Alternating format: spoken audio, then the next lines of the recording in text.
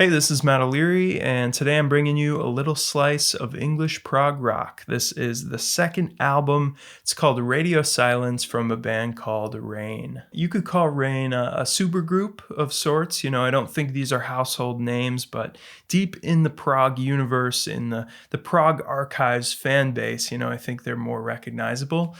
So you have guys named Miran here on guitar and vocals. You have Rob Grucut on keys and vocals. And then you have more recognizably John Jowett on bass, played with the band IQ and Arena. And then you have Andy Edwards on drums, who played with IQ and Frost. And I think both those guys played with a few other bands. And I actually found the band through Andy Edwards' YouTube channel. He talks prog in a very unedited, very raw way. He's just one of those guys who can hit record and just do one take, and it's very entertaining, and he's funny and interesting. He obviously has great taste and a lot of experience in music. So when he said he had an album, it was like no brainer. And besides his recommendation, what's drawn me back to this album, Radio Silence, again and again, is for one, the composition, the variety, but it's also not like a lot of prog, a dead ringer for a certain subgenre of prog. It's very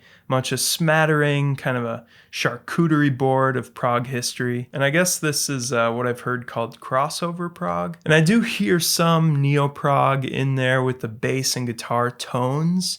It reminds me of IQ, and also the first track has a very 80s Genesis sort of flavor to it, but with these grandiose vocals, kind of choral vocals thrown on top. There's a lot of classic 70s instrumentation in there, but it's packaged and produced in a way that's much more in line with modern prog and prog metal. Hypnosis is a track that gives you a little bit of everything. It's very upbeat, it's very bright, but at the same time, there's this treacherous, opethy riff in there that's in a minor key, and it's oddly timed and hard to count. Then after 2 minutes, it breaks into this playful part in 7, and I hear Gentle Giant, I hear Porcupine Tree.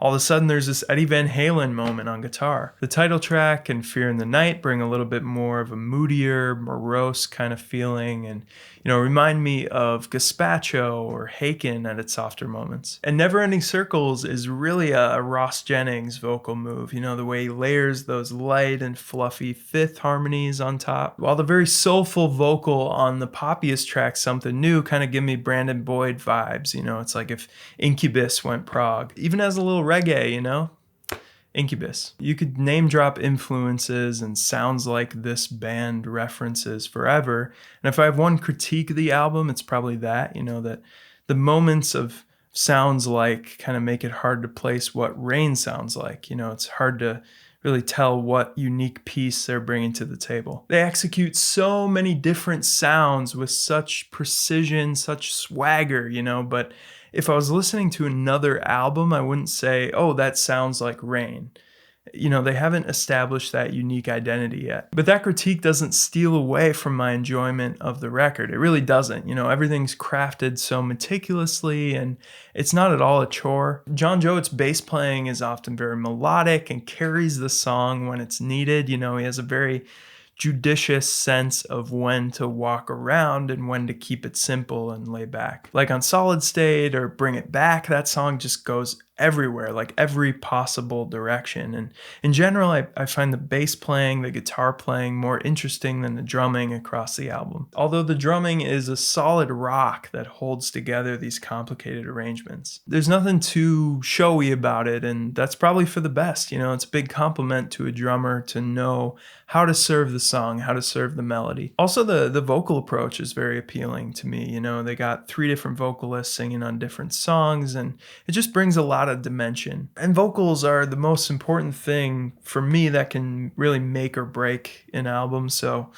these are good. They get a gold star. They get 2 thumbs up, a little pat on the back. Well done, kiddo. And with the lyrics, I haven't quite dug in yet, which is pretty typical for me. I gravitate towards the structure and the composition and the melodies and the harmonies. And it usually takes a very concerted effort after I really get into an album to understand lyrics, to read lyrics and process them. I have a pretty low bar, basically my standard is don't be so vulgar, don't be so cliche, don't be so whatever it is that it distracts from the music, and these definitely don't do that, so that's great. Anyway, this is a very solid prog rock album. You know, these guys clearly have a very solid foundation of the building blocks of songwriting and music making, rhythmically, structurally, harmonically, melodically.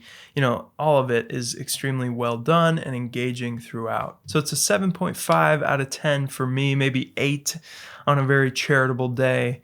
But of course, go support the music, go support the band, buy the album, and just give these guys the love they deserve. And money. Give them your money. I realize I've been streaming this whole time, telling people to buy the album. What a hypocrite. Of course, let me know what you think of this album in the comments below.